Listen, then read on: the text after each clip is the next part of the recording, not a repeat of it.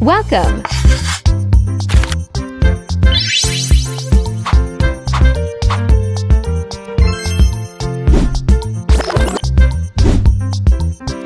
Edna Bueza, Mixed Vlog. Like, share, subscribe, and click the notification bell icon for more updates. Good morning guys! Good afternoon! Good evening! Yes, magluluto tayo ngayon guys ng simpleng ulam. Sardinas. Isang sardinas na may dahon ng ampalaya. Ayan. So ngayon, maghiwa na tayo guys dito. Sibuyas. Boyas. Kumain na natin. Of course. Kumain natin sibuyas.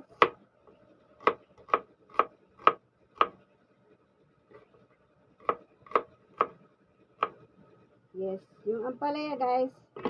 Yung ampalaya guys, hinimay ko na yan. Kinuha ko lang yung dahon. Malinis na yan. Oo. Ito, kumuhiwa tayo ng kamatis. Sibuyas, kamatis, bawang. Yan ang ating ingredients sa simpleng ulam. Yes, bawang. Bawang. Dalawang buti lang. Isang kamatis na malaki. Medium size. Yes. Yan. Nipisan lang natin.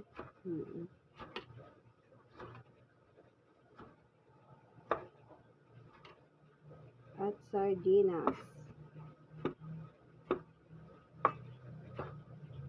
Yan ang aking ulam ngayon.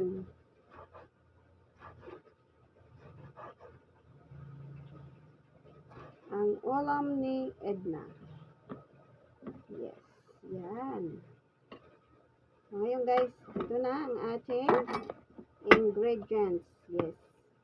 Ingredients. Yan. Dahon ng ampalaya, sardinas, sardines, and sibuyas, bawang, at kamatis. Yan. Mag-isa na tayo guys. Ayan guys, painit na tayo ng kawali. Ayan. Kaya na natin ang ating sibuyas, bawang. Gisa-gisa lang tayo guys. Sa ating simpleng ulam. Ang simpleng ulam ni Iring. Yes. Simple lang talaga to guys.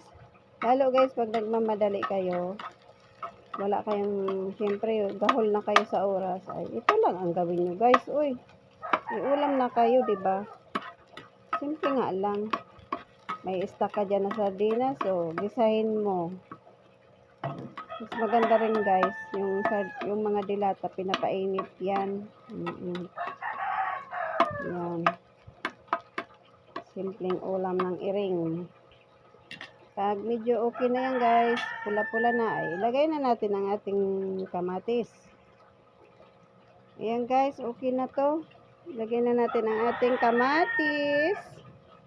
Yes. O, diba?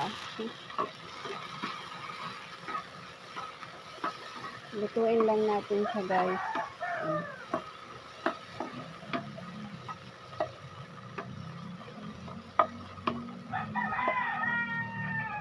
Ayan. Gisahin natin. Hanggang maluto, yan. Ayan na guys, okay na to. Ilagay na natin ang ating main ingredients, ang ating sardinas. Naglagay na pala ako dyan guys ng kunting asin. Oo. Ngayon ilagay na natin ang ating sardinas. Yes. Yes, the best. Sardinas. Ayan, haluin natin. O, diba?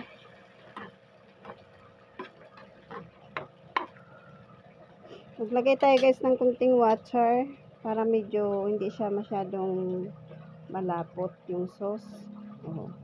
Kunting tubig lang. Siguro mga 2 kutsarang ganito. Oo. Ayan.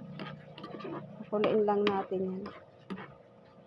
Pakuluan natin ng konti. Tapos ilagay na natin ang ating ampalaya dahon. Ayan guys, nagkulo na. Ilagay na natin ang ating dahon. Yes, ng ampalaya. Yes! Wow! Sarap niyo to guys. Sarap to guys. Sino na ang nakatry nito? Ampalaya with sardines. Sarap to guys. Oo. Natutunan ko to doon sa isang doktora na kakilala yata ng, basta matagal na alala ko, kakilala ng mama ko ba, doktor siya, paborito niya to, sardinas na may dahon ng ampalaya. So guys, simple lang diba, ganyan lang guys, may ulam ka na, diba? Diba guys, yummy. So guys, hanggang dito na lang ang aking video. Maraming salamat. Hope na magustuhan nyo ito. Simpleng ulam, pero masustansya. So hanggang dito na lang guys. I love you all. Paalam sa inyo. I'm sure magugustuhan nyo rin to. So yung mahihilig sa kumain na medyo may pait, yan. Okay na to. Masarap to guys. So, hanggang dito na lang. Bye-bye guys. I love you. Bye!